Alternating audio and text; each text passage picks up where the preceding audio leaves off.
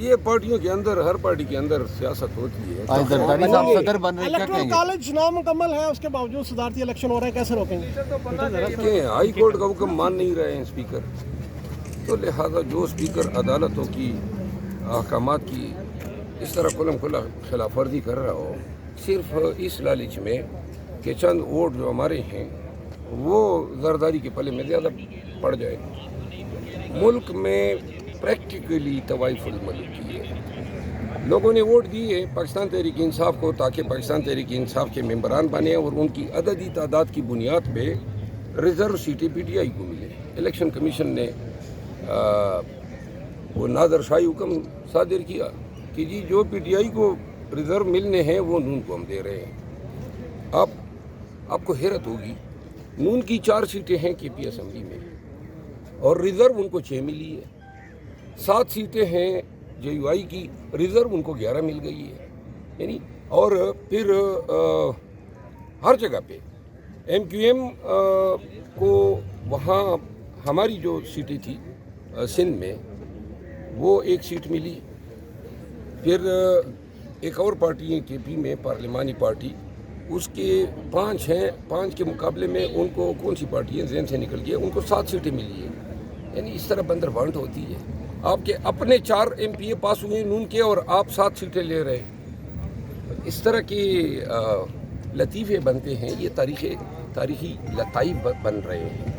آنے والے 10 سالوں کے بعد یہ تاریخ کا حصہ ہوں گے. لکھا جائے گا کہ پاکستان میں ایک ایسا دور بھی آیا تھا کہ عوام نے 4 ایم پی اے بنوا دیے، 4 ایم پی اے نے آگے 7 ایم پی اے جو ہیں ڈبل ہو رہے ہیں. ان کو سر، جنم دیا. ڈپٹی چیئرمین سینٹ نے پروڈکشن آرڈر جاری کیے کل سینیٹر اعجاز کو پیش کرنے کے. لاہور سے خبریں یہ آ رہی ہیں کہ جو جیل حکام ہیں انہوں نے وہ پروڈکشن آرڈر ماننے سے انکار کر دیا ہے. الٹیمیٹلی وہ نہیں آ رہے. پارلیمنٹ زیادہ مضبوط ہے یا جیل سپرنٹینڈنٹ زیادہ مضبوط ہے؟ آج کل عدالتوں اور پارلیمان کے علاوہ باقی سارے پٹواری بھی زیادہ ہم سے مضبوط ہے. ٹھیک ہے نا جی. یہ جو اندر تقاریر ہوتی ہیں کہ پارلیمان کا ایک تقدس ہے، اور جس دھرتی پہ اور جس ملک میں اور جس ریاست میں قانون کی حکمرانی نہ ہو. قانون کی حکمرانی یہ ہے کہ پیپل گو بائی دا بک. جو قانون کہتا ہے اس کے مطابق لوگ اور عوام اور ادارے چلتے ہیں. یہاں پہ میری مرضی ہے تو مان لیا، میری مرضی نہیں ہے یا حاکم کہتا ہے کہ نہ مانو تو ہم نہیں مانتے. زرداری صاحب آج صدر بن رہے ہیں، کیا پیغام دیں گے؟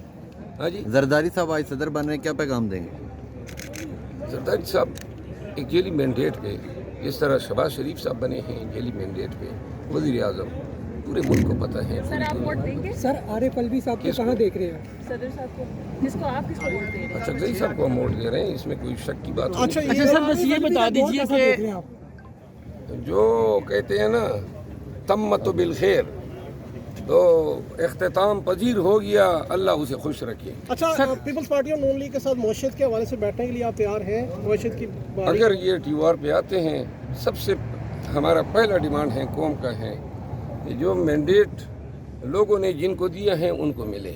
اگر اس پہ یہ اتفاق کرتے ہیں. سر آخر میں یہ بتا دیجیے کہ ماضی کی شدید مخالف یہ جماعتیں ہیں، پیپلز پارٹی، مسلم لیگ، نون. ایک پارٹی کا صدر ہے، دوسری کا وزیر اعظم ہے. کب تک یہ معاملہ اکٹھے چل پائے گا؟ جب تک ان کو ملانے والے جو ہیں ان کو چلانا چاہتے ہیں. اچھا یہ بتائیں جس کہ دن انہوں نے میاں صاحب کی پارٹی کا جو ہے وہ دڑام سے گرانا ہوا، پیپل پارٹی اور ایم کیو ایم بڑھ جائے گی. اچھا، عارف الوی صاحب آپ کی امیدوں پہ پورا اترے ہیں؟ عارف الوی صاحب نہیں، میری امیدیں تو نہیں ہے. میرے تو آپ کی جماعت کی جو امیدیں تھیں ان پہ پورا میں ذاتی طور پہ جماعت کے حوالے سے تو بات نہیں کروں گا، لیکن جو خان صاحب کو میں نے سنا ہے یا جو ان کا کردار رہا ہے بحیثیت صدر پاکستان، اپنے آئینی ذمہ داریاں اس وقت انجام دینے میں ناکام رہے جب انہوں نے تاریخ دینی تھی الیکشن کی، اور یہ ذمہ داری انہوں نے الیکشن کمیشن پہ ڈال دی. تو لہٰذا میں ذاتی طور پر یہ سمجھتا ہوں کہ صدر صاحب، اور پھر وہ حج پہ چلے گئے. حج پہ جانے کا ہمیں یہ بھگتنا پڑ رہا ہے کہ یہ آرمی ایکٹ اور جو قانون جس کے تحت یہ سائفر ٹرائل ہوئے، اور اس کے علاوہ الیکشن ایکٹ 2017 میں وہ ترمیمات سینٹ کے چیئرمین کی عارضی صدارت میں کرائی گئی، تو ہمیں بہت زیادہ بھاری یہ نقصان. بتائیے گا چیف جسٹس عامر فاروق پریزائڈنگ آفیسر کے فرائض سر انجام دے رہے ہیں. ایک طرف گھڑی چور کے نعرے لگتے ہیں، دوسری طرف عمران خان زندہ باد کے نعرے عوام میں لگ رہے ہیں. اس منظرنامے کو کیسے دیکھ رہے ہیں؟ میں یہ سمجھتا ہوں کہ سندھ میں الیکشن کمیشن نے یہ نہیں کیا. وہاں پہ چیف جسٹس کو انہوں نے پریزائڈنگ افسر نہیں مقرر کیا. यहाँ chief justice Islamabad high court को ये फ़राइज़ मनसबी अंजाम देने से इनकार करना चाहिए था। जज जो है उसका मनसब का तकद्दुस ये तकाजा करता है कि वो कहीं ऐसी जगह पे न जाएं जहां उनको इल्म हो कि इसने फ़िश मार्केट बनना है, तो लिहाजा उनके यहाँ प्रिजाइड होना, फिर ये जो नारे और नारों के अलावा पता नहीं क्या क्या यहाँ कल जबरदस्ती ओथ भी ले लिया गया, तो एहतजाज करेंगे इस मामले पे दोबारा? एहतजाज तो हम इंशाल्लाह जब तक ईमान में ही करेंगे। सर आखिर में बस ये बता दीजिए, वज़ीर-ए-आज़म का जब इंतखाब हुआ, आप ज़ाहिर वकील भी हैं, मामलात को समझते हैं, आपने ये ऐलान किया था कि हम अदालत जाएंगे, ये गैर आइनी इक़दाम है। आज भी इनकम्प्लीट इलेक्टोरल जो कॉलेजेस हैं उनके साथ इंतखाब अगर होता है तो उसको कैसे देखा जाएगा? हमने सब चैलेंज किए हुए हैं, आपको इल्म है। लाहौर हाई कोर्ट गए, पेशावर हाई कोर्ट ने स्टे दिया हुआ है। ये इलेक्शन जो हो रहे हैं ये अदालत आलिया के इंटरलॉकिटरी इंजंक्शन के मनाफी हो रहे हैं, और कानून ये है कि कोई इंटरलॉकिटरी इंजंक्शन अगर वायलेट होता है और इस दौरान कोई काम किया जाता है तो कानून का तकाजा है कि उसको रिवर्स किया जाए। अब हम दोबारा पेशावर हाई कोर्ट से रजू करेंगे।